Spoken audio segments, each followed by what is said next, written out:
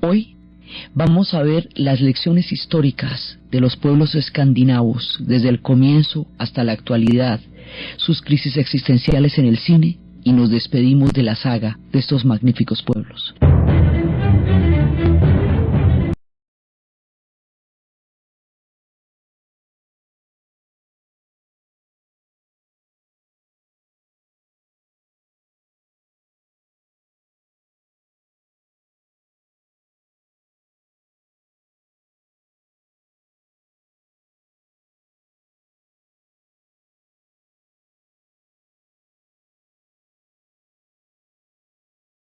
Al principio de los tiempos, cuando empezamos a hablar de los pueblos vikingos, entendí su carácter de exploradores, su carácter de navegantes y la manera como ellos fueron capaces de recorrer distancias gigantescas sin conocer la brújula, solamente por entender las corrientes de los vientos. Ellos entendían los vientos y entendían las corrientes marinas.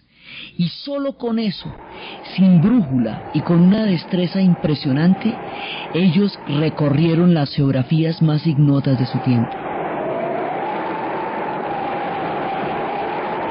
En su tiempo de exploradores, ellos fueron desarrollando toda una nueva técnica de la navegación, que era a través de los barcos ligeros, los barcos que podían surcar lo mismo las profundidades de las olas como aguas de superficie, lo que les permitía navegar igual por lagos que por los fiordos, por ejemplo, que son puntos de los más profundos del planeta. Entonces, la primera referencia que nosotros tenemos de ellos es su capacidad de navegar, sus inventos. Cuando ya inventan la vela, ellos duran mucho tiempo entre ellos. Cuando ya inventan la vela, entonces son capaces de surcar los mares. Cuando empiezan a surcar los mares y empiezan las oleadas de las invasiones vikingas, nosotros vimos cómo formaron naciones y cómo durante todo ese tiempo alcanzaron a formar una cantidad, pues la mitad del norte de Europa, cómo a través de Rusia formaron la nación por el Volga, y con Rus formaron la nación rusa a través de la fusión entre los varegos y los eslavos, cómo formaron la nación inglesa y la nación francesa a través de, primero, de las oleadas de invasiones danesas y posteriormente de la cristianización cuando hicieron el mundo de los normandos, cómo formaron y dinamizaron el mundo de los germanos, de donde ellos eran herederos, porque antes de los vikingos estaban los germanos. Estos son sus herederos, pero también van a dinamizar y a formar esas naciones germanas. O sea, Holanda también, que tiene un gran rasgo de ellos, y lo que es influidos por el mundo vikingo, aparte de sus propias naciones, Suecia, Noruega, Dinamarca, Finlandia, Islandia, todas esas son naciones de lo que están formando los vikingos. Y por último, la última nación que van a formar, de la que van a formar parte siglos después, va a ser de los Estados Unidos con la gran migración. Cuando ya empiecen las enormes migraciones de finales del siglo XIX y comienzos del siglo XX, entonces ellos van a tener una contribución importantísima a la formación de los Estados Unidos de los emigrantes. Pues primero los conocimos como exploradores, luego los conocimos como forjadores de naciones, luego los conocimos como forjadores de instituciones. Entonces, desde el tiempo de los vikingos, desde el tiempo del Althing, que es, digamos, el primer rudimento de lo que va a ser un parlamento, ellos tienen la capacidad de dirimir sus costumbres y los derechos políticos. Ya hemos visto cómo las mujeres de ellos tenían derechos políticos iguales que los hombres, podían debatir, podían pedir el divorcio ante cualquier caso de maltrato, eran mujeres guerreras, arquetípicas de un mundo rudo, donde ellas ocupaban un lugar preponderante y de primera línea. En esas instituciones, de ahí van a salir los parlamentos, las autonomías. Ahí se crea un germen político que va a hacer que cuando estas naciones estén mucho tiempo después bajo la Unión Kalmar al lado de Dinamarca, no se opriman las unas a las otras. Sus independencias van a ser unas independencias amistosas, no guerras civiles, no se desangraron. Tienen una manera de entender la política en el cual no se van a matar por ella. Entonces, cuando se van a enfrentar, los vimos a las guerras religiosas, ellos se enfrentan, para ellos no van a hacer guerras, sino para ellos van a hacer toda una mirada a través de la cual el protestantismo va a crear el Estado laico por una parte y la cabeza de la Iglesia por la otra. Entonces ellos van a crear un nivel de instituciones que va a garantizar que siempre tengan una manera de participar en la construcción de la sociedad que ellos tienen, hasta llegar al punto del defensor del pueblo, ya en el siglo XIX, finales del siglo XIX, comienzos del siglo XX, cuando empiezan a ver que hubo un caso de corrupción cuando uno de los reyes se exilió y esto quedó en un vacío de poder. Entonces ellos solucionan la corrupción a través de una veeduría que es quien vigila el desempeño de las Fuerzas Armadas, el desempeño del Poder Judicial, el desempeño ético de la prensa, sin censurar de ninguna manera la libre expresión, pero haciendo el uso ético y responsable del poder que tienen los medios dentro de una sociedad. Se inventan la institución del defensor del pueblo, ellos lo llaman el ombudsman. El ombudsman es un veedor, pero es un veedor de la sociedad. Es un tipo elegido por el Parlamento, pero es independiente del Parlamento. Está por encima de todos los poderes porque es el encargado de supervisarlos y es el vocero del pueblo, de la sociedad, los ojos de la sociedad sobre aquellas instituciones en las cuales el poder es tan grande que si se les va la mano o hacen mal uso de él pueden dañar seriamente el funcionamiento de la sociedad. Entonces por eso necesitan un tipo que ronde, lo que llaman que ronde. Entonces desde ahí, cuando se inventan eso, a partir de ahí se van a inventar el Estado benefactor después de la posguerra. Nosotros vimos cómo ellos se inventan el Estado benefactor. El Estado benefactor consiste en que, lo mismo que en el resto de Europa, ellos se van a reconstruir. Los más dañados que habíamos visto después de nuestro capítulo de las guerras, los más llevados fueron Noruega y Dinamarca, porque a ellas les tocó la guerra de frente porque fueron invadidas. Finlandia también le tocó duro. Suecia logró mantener su neutralidad y después de eso van a crear los estados benefactores. Entonces los estados benefactores es la construcción de una sociedad en un punto en el que toda la utopía del socialismo, todo lo que se había creído posible, sucede es en Suecia. Fíjese, va a suceder es allá, la paradoja, eso no sucede en Rusia, como ni va a suceder en otras sociedades, es allá. ¿Por qué? Porque esta gente logra desarrollar un sistema en el cual existe una democracia participativa, o sea, la comunidad en pequeños renglones está activa y participante en todos los pequeños proyectos que tienen que ver con la realización de la cuadra, del barrio, de la aldea, de la villa, de manera que a usted no le pueden pasar por encima obras en las cuales usted no tiene opinión. Por el otro lado, hay una democracia en la cual ellos delegan, pero esos delegados están siendo visualizados. Luego el poder institucional está permanentemente bajo vigilancia. El sistema de impuestos es muy alto, pero se ve. O sea, si una persona quiere tener un mayor nivel de ingresos, paga más impuestos. Entonces eso se le revierte en mayor bienestar, porque los impuestos están directamente relacionados con la prosperidad de la sociedad, porque todo el mundo participa en la creación y en la recolección, porque tiene que ver con el bienestar propio. Entonces, ellos lograron unos niveles de bienestar altísimos sin atropellar al individuo y ejerciendo el derecho al bienestar de la colectividad. Lograron el equilibrio entre el individuo y la colectividad sin crear estados totalitarios. Ellos no tuvieron que crear estados totalitarios para crear estados benefactores. No tuvieron sistemas de partido único, porque eso no es posible en la tierra de los vikingos del Althing. Sus instituciones autónomas, su capacidad independiente de decisión se mantuvo a lo largo de todos los siglos. Por esa razón, ellos no van a caer en totalitarismos, ni aún cuando todos estaban sometidos los unos a los otros, como en la Unión Kalmar, cuando los daneses mandaban la parada, los otros estaban bajo el dominio danés, pero no bajo la servidumbre ni bajo la esclavitud de los daneses. Eso no se dio entre ellos. Y cuando los noruegos se van a independizar de Suecia, es un plebiscito que hacen en 1905, un acuerdo entre caballeros.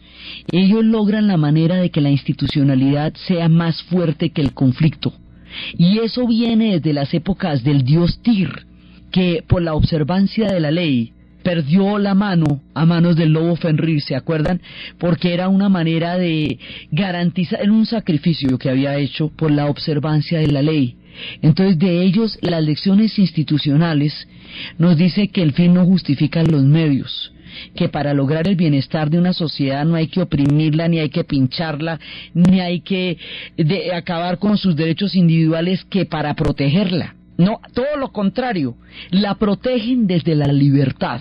La mayor protección que tienen los estados escandinavos es que son libres, y es desde esa libertad que ellos se protegen, desde su capacidad para dirimir y para debatir, para participar y para delegar, que ellos pueden tener posiciones totalmente autónomas e independientes. Esas posiciones les han permitido no tener pelos en la lengua para denunciar las atrocidades y los atropellos que se han dado en el mundo, como en la época de la guerra de Vietnam o en las dictaduras.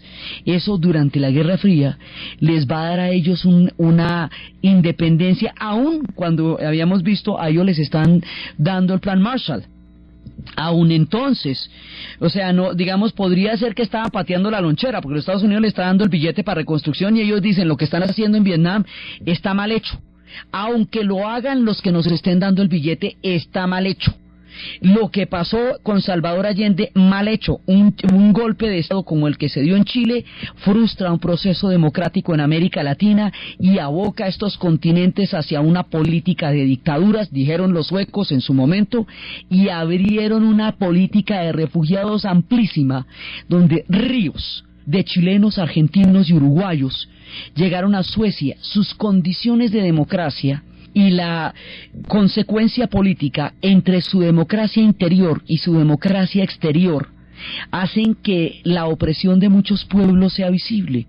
Así conoceremos el drama de los kurdos, mucho antes de que fueran políticamente útiles en tiempos de Hussein. Conoceremos el drama de los kurdos, conoceremos el drama de muchos pueblos perseguidos que solo allá tienen una voz ante el mundo. Eso es una parte fundamental de cómo ellos, la misma autonomía y la misma capacidad de decisión que exigen y tienen para sí, exigen para los otros pueblos. Ellos piden que en el mundo haya los derechos que ellos han conquistado a lo largo de su tiempo, y eso los diferencia casi que del resto del planeta, porque en el resto del planeta el cura predica pero no aplica. Aquí ellos no tienen una doble agenda con eso. Si ellos son libres por dentro, los demás pueblos deben tenerlos, y eso es una diferencia fundamental en la geopolítica que difícilmente se...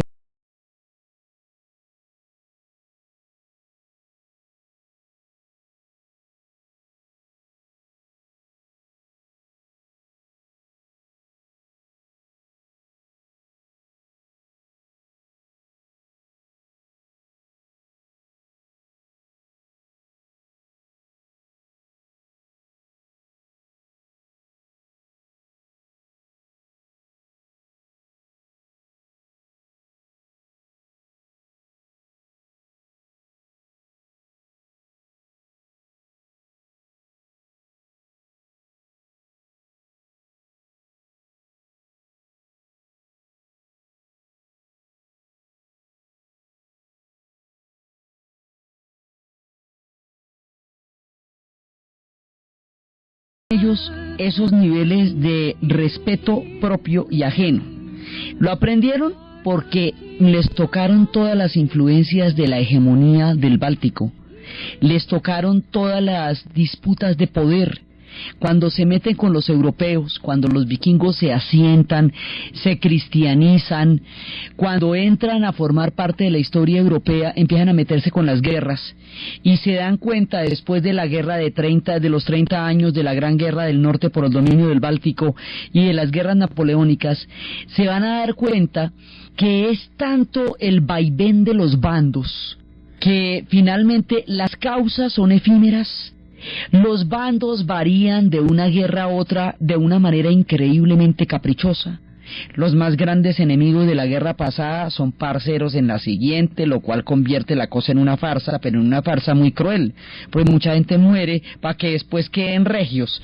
Entonces, ellos ven que hay una banalidad y una volubilidad en la geopolítica, que los enemigos acérrimos de hoy son los grandes camaradas de mañana, y los grandes parceros de hoy son los enemigos acérrimos de mañana, y en cualquier momento se va a voltear la torta, pero que lo que sí es una constante es la muerte, que se pierde mucho tiempo de destrucción en las guerras, porque el tiempo de guerras es tiempo perdido.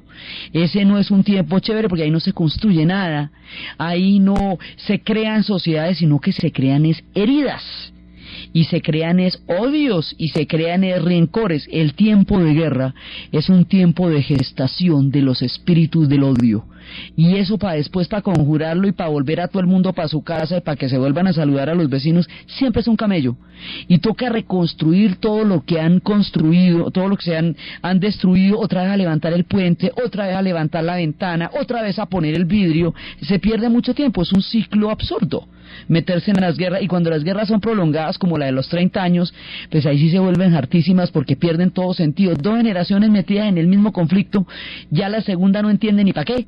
Cuando ellos aprenden que la hegemonía del Báltico es un peligro permanente, que si no arrancan unas potencias de un lado, arrancan del otro, cuando ellos entienden cómo está de unida su suerte a la de Lituania, Letonia y Estonia, que también han sido un ping-pong del Báltico, como Alsacia y Lorena lo fueron de Francia y lo fueron de Alemania, pues estos se los han repartido entre todo el mundo. Cuando entienden que si no es Alemania y la Unión Soviética, o las dos al tiempo, deciden, después de las guerras napoleónicas, la neutralidad. Y la neutralidad ante la futilidad de la guerra, ante la tontería inherente de la guerra. Entonces ellos comprenden en una perspectiva amplia que la guerra en sí misma es bastante absurda, y que comprometer generaciones enteras de pueblos a una matazón que rápidamente se olvida por qué, no tiene sentido para ellos. Entonces deciden la neutralidad. Hay 2 espacios de neutralidad en Europa. Uno es Escandinavia en su conjunto y el otro es Suiza. Suiza porque está compuesta por 2 países, ella está compuesta por franceses y por alemanes, y como los franceses y los alemanes se han matado con tanta gana, no solamente durante 300 años, sino durante 2 guerras mundiales, si los suizos se pusieran a tomar partido por el uno o por el otro, se desintegrarían. Lo curioso es que son inclusive los pueblos más belicosos los que optan por la neutralidad en la guerra, porque los ejércitos suizos llegaron a ser tan bravos que son la guardia del Vaticano por feroces. Y los vikingos, ¿cómo le parece? Eran unas alajitas. ¿Se acuerda cómo asolaron Europa, cómo aterrorizaron a todo el mundo? Aparecía un barco de esos con un mascarón de proa y todo el mundo a perderse, cómo los franceses tuvieron que darle un parche grande en la Normandía para que no se les aparecieran más vikingos por el Sena. Estos vikingos guerreros que asolaron Europa, estos que estuvieron por todas partes, deciden políticamente que la neutralidad es la posición más favorable para ellos en las guerras. Como en juegos de guerra, extraño juego el que usted me propone, señor Falken, la mejor jugada es no jugar. Entonces, resulta que después la Segunda Guerra Mundial les pasa por encima, porque la Segunda Guerra Mundial acaba con todas las reglas de la decencia y de los acuerdos y de los pactos que se hayan hecho entre los humanos jamás. No hubo un solo acuerdo que la Segunda Guerra Mundial no hubiera violado. Habíamos visto que esto de invadir Dinamarca sin tener ejército, Dinamarca es una cosa impresionante, pues es una falta de todo, de caballerosidad, de lealtad y de decencia, invadir Dinamarca. Y habíamos visto cómo ellos habían sido capaces de sostener una posición completamente distinta frente a los judíos, y era una posición no antisemita, era una posición no solamente gubernamental, como el caso del rey de Dinamarca que salió con la estrella amarilla en el brazo, sino social, como el caso del pueblo danés, que creó las redes para pasar 7.000 judíos por el mar Báltico, para pasarlos a Suecia y protegerlos de esa manera de la persecución en Dinamarca, que era un país ocupado, y como en Suecia la figura de Raúl Wallenberg hace la diferencia. Cuando un hombre hace la diferencia es cuando un hombre se sitúa del lado de su conciencia. Y eso fue lo que hizo Raúl Wallenberg, y salvó cantidades y cantidades de ciudadanos judíos, dándole la ciudadanía sueca, haciendo albergues en Hungría, garantizando el mantenimiento de comida y agua para los albergues, siendo un gestor diplomático de todos los derechos posibles. Entonces, la neutralidad más las condiciones de democracia participativa que hemos visto, más el Estado benefactor, más la independencia que han mantenido siempre. Ellos en la Guerra Fría no se dejan alinear de nadie, no se dejan echar ningún cuento de nadie. Tienen unas armas durísimas porque su neutralidad tiene dientes. Pues han visto que les toca, no sabe uno, ¿no? Entonces tiene dientes, su neutralidad es un armamento durísimo. Pero ellos se van a reconstruir es a partir del balín. Ellos tienen la SKF sueca tiene unos balines. Esos balines se necesitan para todo en la industria. Son tan importantes como el microchip. Lo producen los suecos. Entonces ellos se reconstruyen a través de otras cosas. De los balines, de los recursos de gas natural, de petróleo. Y como la mayor parte del tiempo están congelados, la telefonía celular se va a desarrollar enormemente allá. Por eso si usted ve los celulares, son Ericsson, son Nokia. Los celulares en general, la tecnología celular es escandinava, porque ellos tienen la tierra congelada casi todo el año. Entonces, ¿cómo cablean? Para hacer los teléfonos no pueden hacer los cables por debajo de la tierra, pues todo está frío. Entonces, pues debajo de un lago congelado, ¿cómo lo cablea usted? Entonces ellos tuvieron que desarrollar todas esas conexiones satelitales y todas esas conexiones aéreas que hacen posible la tecnología celular. Entonces ellos se reconstruyen van desarrollando industrias increíblemente ingeniosas.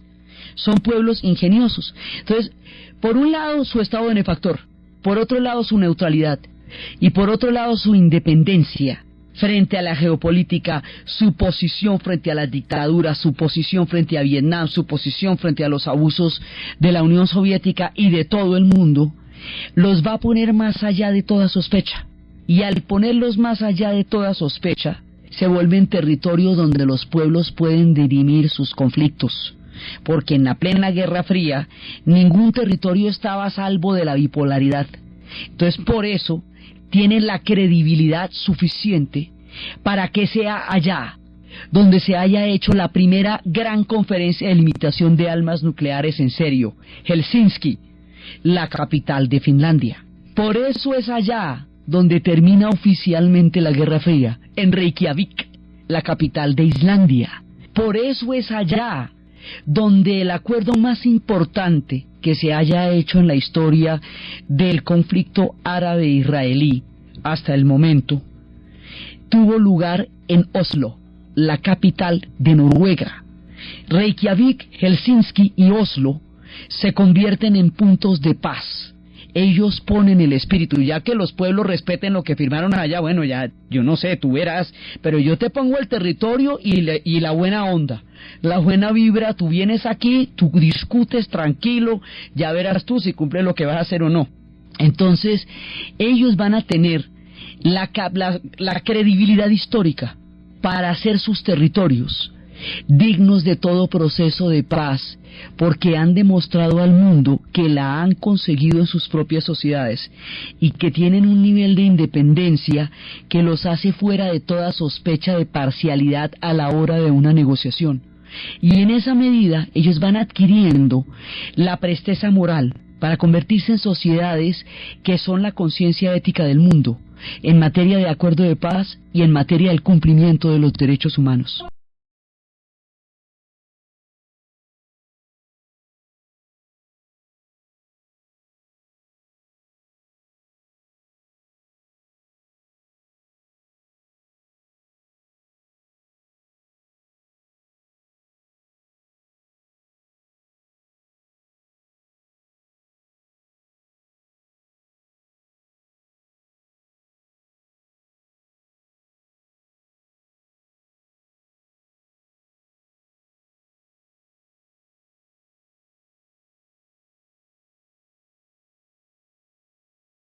visto cómo por estas mismas tendencias son capaces de reconocer lo más enaltecedor del espíritu humano, y que eso era el premio Nobel, como una compensación kármica al invento de la dinamita, que había tenido tanta repercusión en las obras públicas, pero que había sido utilizado también en las guerras de una manera terrible. Es cuando Alfred Nobel decide enmendar lo que él considera un karma terrible a través del reconocimiento a lo mejor del espíritu humano, y habíamos hablado qué implicaba ese reconocimiento y a quienes habían llamado para hacernos caer en cuenta que hay gente que contribuye al bienestar y a la mejoría del planeta en su conjunto.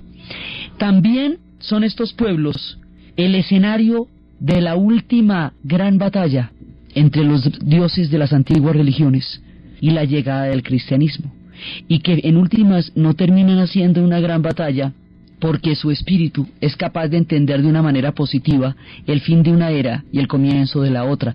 Ellos son muy adaptables. Ellos entienden cuando un tiempo terminó. Entonces habíamos visto cómo los espíritus del bosque habían gobernado su vida, cómo el árbol Yggdrasil había sido el centro de su creación cósmica, cómo sus dioses los habían acompañado en las batallas, en el honor, en la lealtad, en la amistad, cómo en las runas que le habían costado el ojo a Odín nos dan una aproximación importante del curso del futuro a través de sus enigmáticas figuras y sus muy sabios mensajes.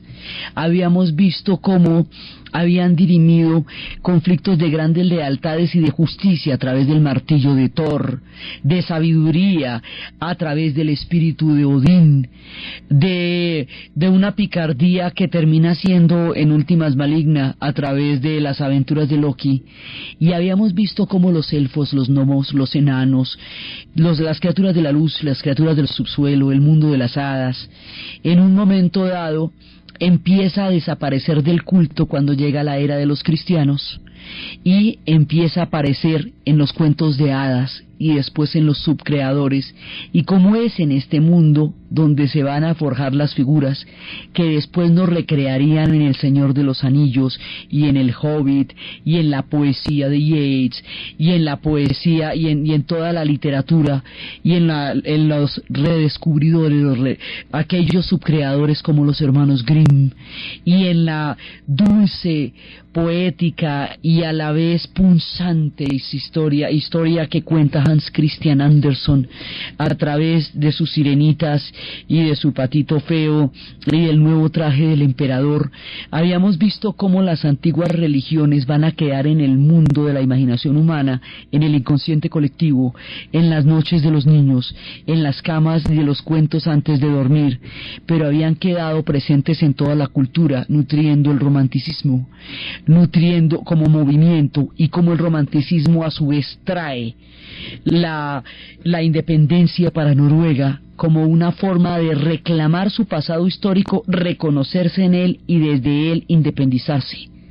Y habíamos visto cómo ellos, a través del teatro, van a descubrir las diferentes formas de dominación y prejuicios que aún estaban sobre la sociedad. Entonces, el último gran combate de las grandes religiones se libró en Escandinavia, pero precisamente por el fatalismo positivo que llaman. Ellos son capaces de entender que su era iba a terminar con el Ragnarok que estuvimos describiendo brutalmente, y cómo la era cristiana comenzaba. Por eso no tienen mártires, por eso no tienen un montón de gente por ahí que en testimonio de su fe murió, sino van asimilando el fin de una era y el comienzo de la otra era.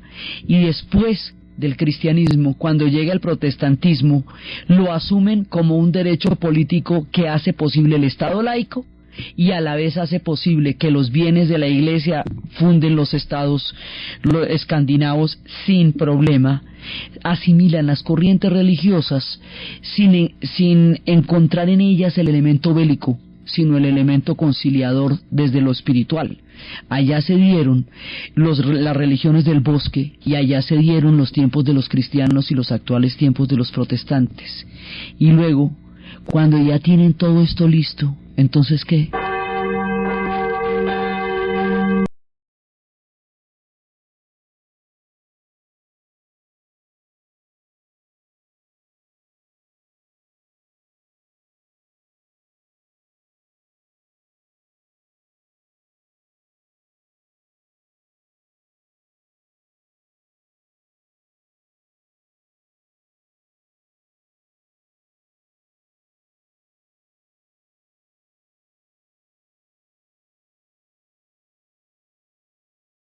los problemas fundamentales de las sociedades, cuando entendieron que era más fácil ponerse de acuerdo y trabajar juntos que robarse todos con todos y destruir los erarios públicos, y fueron capaces de crear sociedades sobre la base de la honestidad, la convivencia y el trabajo conjunto, cuando entendieron el sentido común en la política, cuando entendieron las diferentes formas de dominación del espíritu y aprendieron a combatirlas con todos sus prejuicios, cuando entendieron la neutralidad y su valor para la construcción de las sociedades, cuando entendieron el pacifismo, cuando entendieron todas las verdades históricas y solucionan problemas que la mayoría de las sociedades no han solucionado. Esta gente, digamos, no solamente tiene soluciones muy originales para todo, como hemos visto a lo largo de la saga, sino que además ya ha resuelto la mayoría de los conflictos que las sociedades todavía no tienen claro y están por resolver.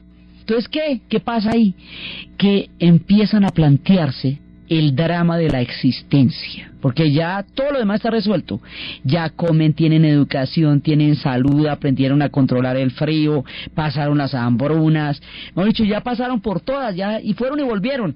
Entonces ahora queda la pregunta por la existencia y por el sentido de la vida, que eso es lo que tiene que preguntar uno cuando ya pasa toda esa vuelta. Entonces, ¿qué van a hacer con eso? Tempranamente Søren Kierkegaard se había preguntado por el sentido de la vida, pero ahí todavía faltaba trecho por hacer. Y entonces todavía esa pregunta no permeó la sociedad, pero luego ya, cuando todo se resuelve, viene primero el teatro como gran anticipador, y el teatro actualmente, digamos, es una fuerza fundamental de la cultura de ellos. Y habíamos visto como Ibsen, desde Noruega, que entre otras cosas en el 2006 cumplió 100 años de muerto. Ibsen va a ser aquel que devele los prejuicios, las apariencias y la dominación en la vida cotidiana, y en el caso de las mujeres habíamos visto eso también. O sea que hay una serie de anticipadores, que también hubo tipos como Sjöberg hubo tipos como Strindberg, que fueron capaces de crear esquemas teatrales y empezar a crear esquemas cinematográficos. Pero el que va a plasmar la pregunta por la existencia en una sociedad que ya ha resuelto casi todos los conflictos humanos va a ser el gran Ingmar Bergman. Este hombre va a hacer un cine que para nosotros puede resultar difícil de ver, puede resultar lento, puede resultar pesado, pero es que corresponde a los espíritus de lo que ellos se preguntan en el mundo. Son historias donde se preguntan por la realidad de las relaciones de pareja en escenas de la vida conyugal, donde se preguntan por la vida y la muerte en el séptimo sello, donde la muerte juega ajedrez con otro personaje en plena Edad Media. Son historias un poco esperanzadoras como la de Juventud Divino Tesoro, son historias brutales como las de Persona o Susurros, Gritos y Susurros, o historias que develan un profundo dolor como Cara a Cara. Son esos ojos enormes y verdes de Lee Bullman, sí, mirando con ese cabello rubio la existencia en su vacío, en su conjunto y en su tragedia. Son historias de niños metidos en unas educaciones de una severidad que les rompen el alma, como Fanny y Alexander. Son historias en las cuales nos mostró la profundidad del alma humana. Esta gente en materia de arte y de cine y de teatro ha dado el gran cine de Bergman. Ahora, una de las historias más bravas sobre qué fue lo que se pudrió en el alma del pueblo alemán durante los años terribles de la posguerra de la Primera Guerra Mundial, cómo se incubó algo tan terrible como lo que habría de pasarles después, está en una película igualmente terrible, tal vez de las más bravas, El huevo de la serpiente. Esa es mortal pa'l pecho, pero es clara como ella sola. Ahí está David Carradine y está Lee Bullman, y contando qué es lo que va pasando en una sociedad tan maltratada que empieza a incubarse toda clase de demonios a través de los experimentos y a través de la miseria. Dos seres completamente enfrentados en la carencia y en la miseria, tanto física, alimenticia como humana. Esta es una película para ver en doble con La noche de las narices frías, pero vale la pena verla porque es, digamos, muy clara de qué fue lo que pasó en el alma para que se dieran ese tipo de demonios. Esta gente ha dado las grandes divas como Greta Garbo, sí, como ella en su papel de Ninochka o de Ana Karenina, mujeres de la talla de Ingrid Bergman, que fue la gran protagonista del neorrealismo italiano también, junto en Stromboli, mujeres que fueron capaces de plasmar las emociones de una época a través de sus rostros. Esta gente en la dramaturgia y en el cine es absolutamente grande, y Bergman es un gigante de la historia cinematográfica del género en su conjunto y del siglo XX, es un gigante. Y después de Bergman, cuando ya todos hemos visto sus ciclos de cine y todo eso, varias veces en las cinematecas, muchas veces, cuando ya han pasado esos fríos paisajes, esas heladas en el alma, va a haber un revolcón en el cine, una revolución en el cine, una sacudida poderosa, una dinamización en el séptimo arte que llega de esas tierras.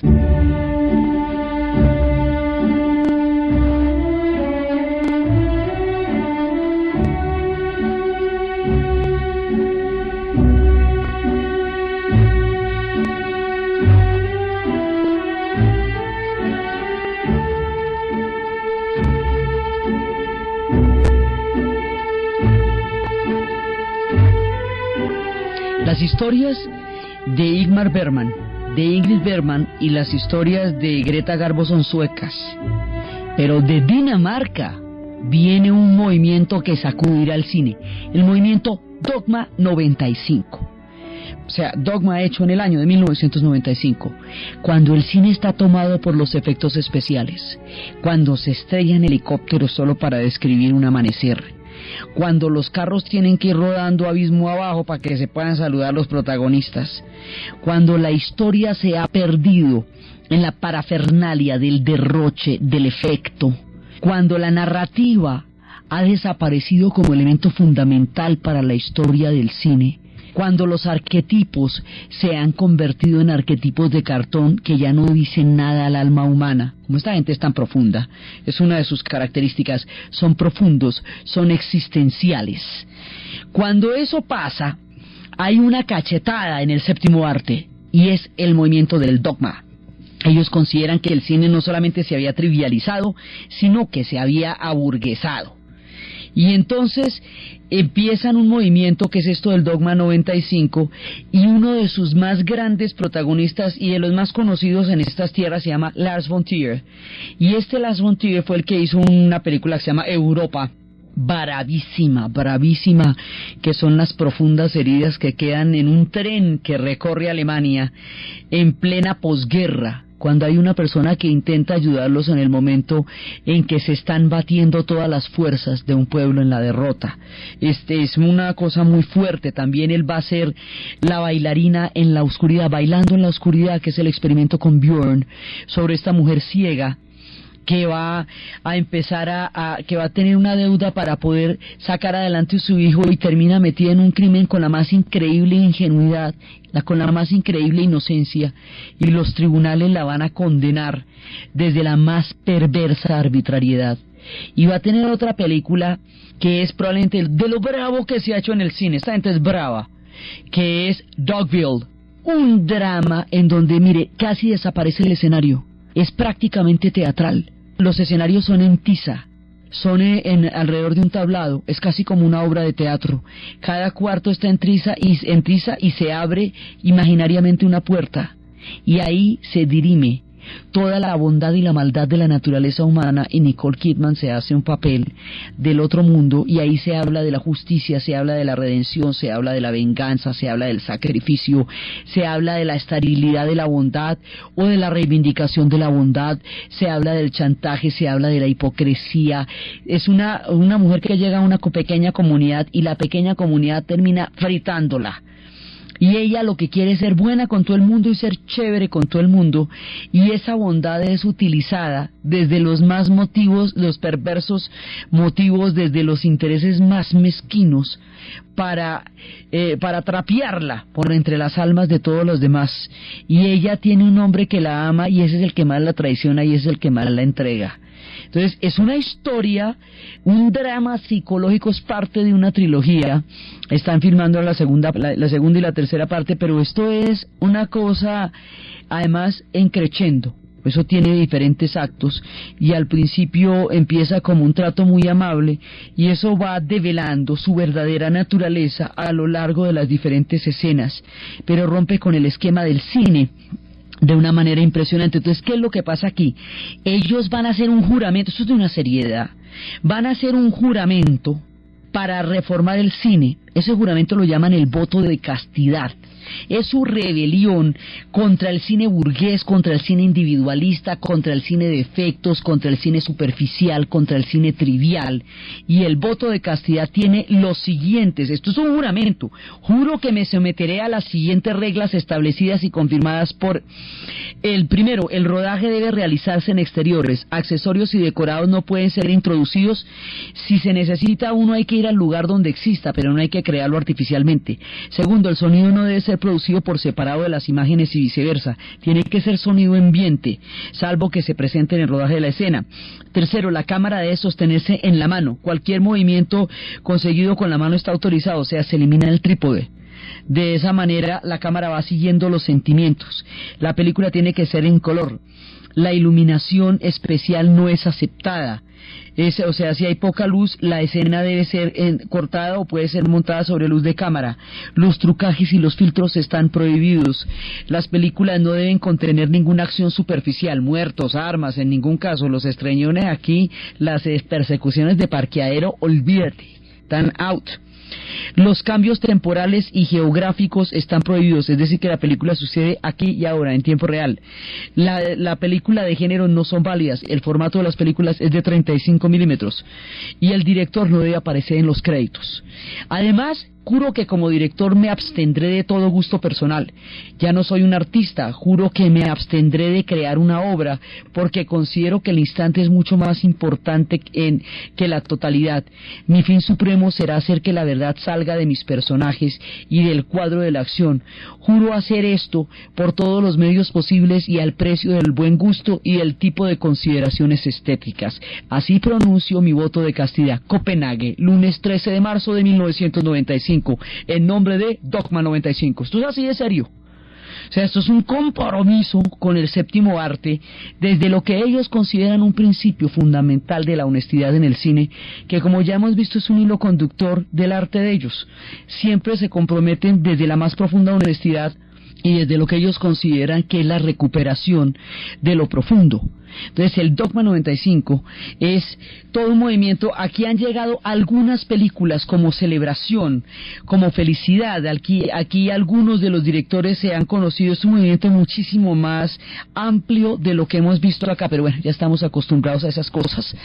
Sin embargo, es una manera como ellos actualmente nos dicen que quieren volver a la esencia de lo que ellos consideran que es fundamental en el cine, que quieren el cine más allá de los arquetipos. Eso es una reacción también muy fuerte a una época tan trivial, a una época en donde dejaron de narrarse cosas que verdaderamente importaran y que verdaderamente conmovieran el espíritu humano, y empezaron a hacerse películas en serie, cada una más banal que la siguiente, no porque el cine no sea entretenimiento, sino porque el cine tiene que hablarle al espíritu. El arte escandinavo le habla al espíritu.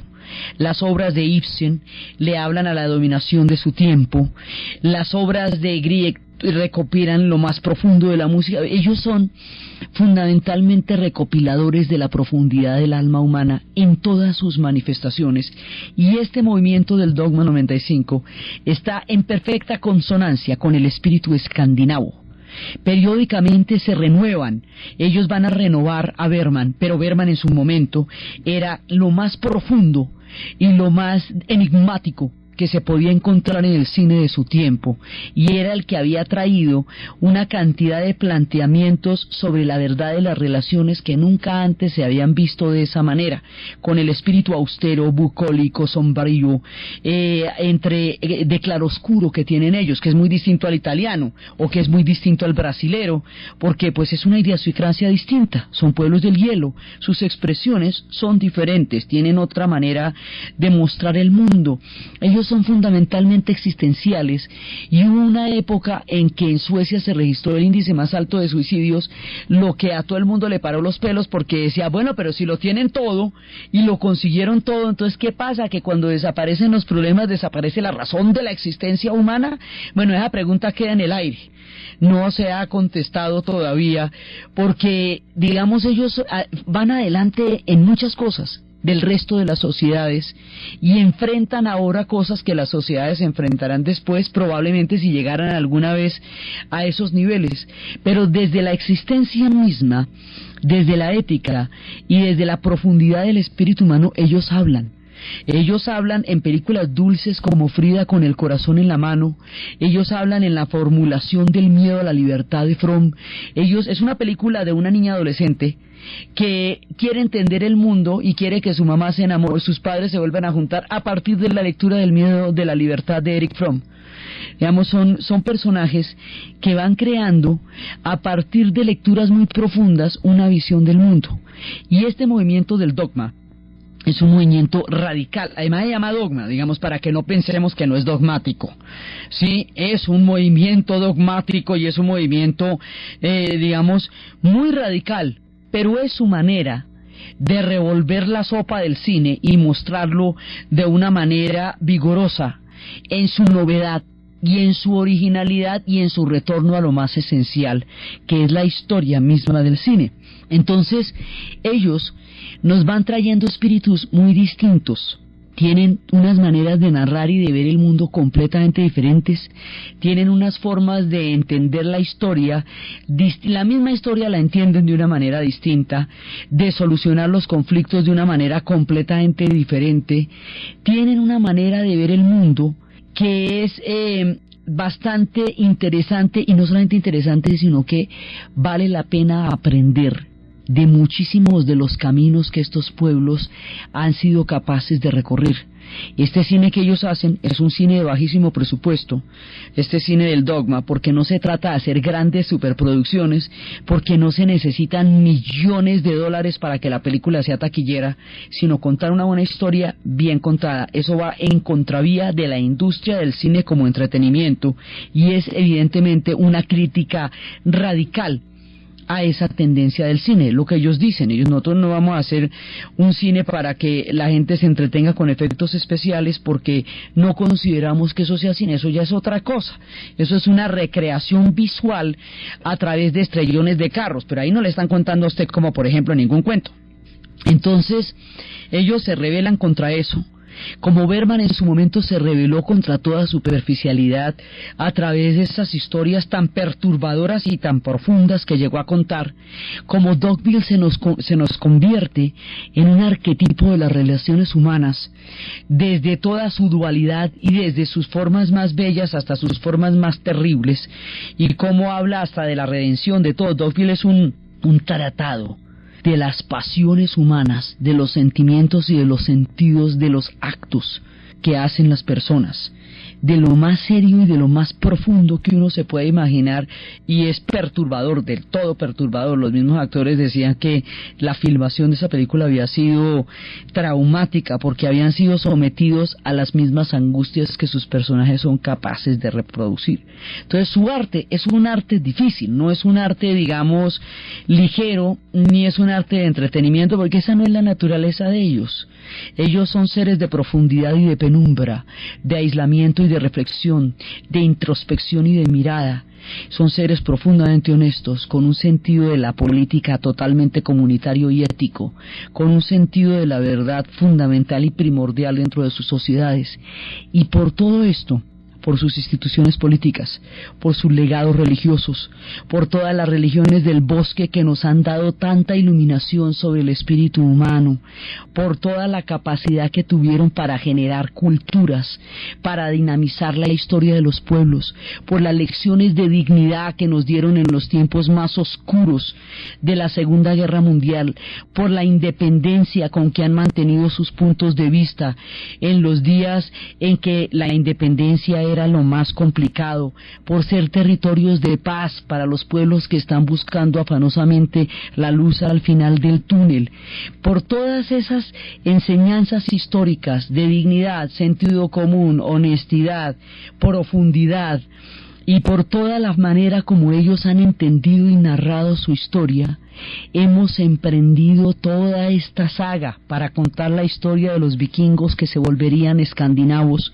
y hemos aprendido con todo cariño y con toda dulzura la grandeza de estos pueblos, de cuya historia se sabe tan poco, pero de la que hay tantísimo que aprender. Con esto terminamos la saga de los vikingos y de los pueblos escandinavos. Abandonamos las tierras de los hielos, abandonamos los fiordos y los lagos, la península, las tierras de Eric el Rojo, abandonamos esos mares bravíos, esos mares del norte, esos mares bálticos, esas historias y esas sagas que entretuvieron a la gente durante los largos inviernos. Abandonamos estas historias de supervivencia, sentido común y sabiduría para dirigirnos a otros horizontes, dejando atrás al magnífico pueblo de Escandinavia. Entonces, desde los espacios de la profundidad psicológica, de la innovación en la historia, de los espíritus más éticos, de Thor y de Odín, del defensor del pueblo, del ombudsman, del premio Nobel, de la dignidad de los daneses durante la guerra, del cine de Lars von Trier y el Dogma 95, de las historias de Ingmar Bergman y su séptimo sello Jugando con la muerte, de la neutralidad de estos pueblos donde se han hecho los acuerdos de paz más trascendentales, de sus emigrantes, de sus hielos, de sus historias sombrías y luminosas a la vez, en la narración Diana Uribe, en la producción Ernesto Díaz, y para ustedes feliz domingo.